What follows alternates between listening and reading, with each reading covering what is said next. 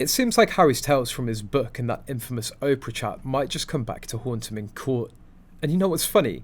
People like Harry and Meghan seem to think that they can just spout off whatever lies they want, and everyone will swallow them hook, line and sinker. They live in this little bubble where they believe their lies are as good as gold, and nobody will ever call them out on it. But guess what? Reality check. Turns out some of the juiciest gossip spilled in those interviews and memoirs might actually be used against Harry in his legal tussle with the newspapers. Harry's among a group of high-profile figures, including Sir Elton John, who've brought legal action against Associated Newspapers, the publisher of the Daily Mail. In Associated Newspapers' written defence, which was made public on Wednesday, Andrew Caldecott KC and Adrian Beltrami KC said Harry's case was without foundation and is an affront to the hard-working professional journalists whose reputations and integrity, as well as that of Associated itself, are wrongly traduced.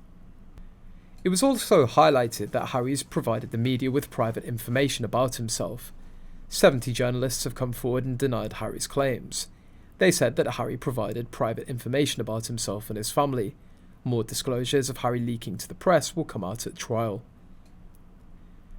They added, the claimant also revealed the most intimate and private matters about himself, as well as his wife and his wider family, in his autobiography Spare, published in 2023, and similarly in interviews given to Tom Bradby and Oprah Winfrey in October 2019, March 2021, and January 2023. Associated reserves the right to refer to further such examples following disclosure. In the documents setting out Harry's claim, 70 current or former journalists who've worked for Associated Newspapers have been named, according to The Telegraph. The publisher said Harry's case was replete with sweeping allegations of serious criminal conduct, which lack even the most basic of particulars. It continued, it's denied that Associated's journalists widely and habitually carried out or commissioned the carrying out of illegal or unlawful information gathering activities. The legal claims are still in the preliminary stages and no findings have been made in the case.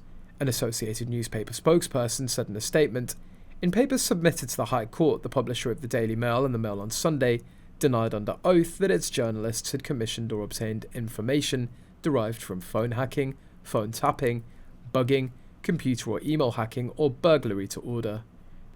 Associated also denied claims made by Prince Harry and Baroness Lawrence that it commissioned private investigators Gavin Burrows and Jonathan Rees, as well as claims by Sir Simon Hughes that it commissioned convicted phone hacker Glenn Mulcair.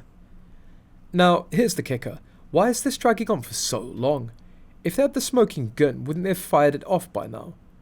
If they could prove it, they would have done so ages ago, but nope. Instead, we're stuck in this never-ending circus of claims and counterclaims. And let's not even get started on the publisher's righteous defence spiel. Trying to act all high and mighty about integrity and professionalism, we all know the score here. Nobody in their right mind believes journalists are paragons of virtue. And as for Harry leaking his own secrets, well, wouldn't be the first time, would it? The truth always has a funny way of coming back to bite you where it hurts the most, and in this case, it looks like Harry might be in for a rude awakening.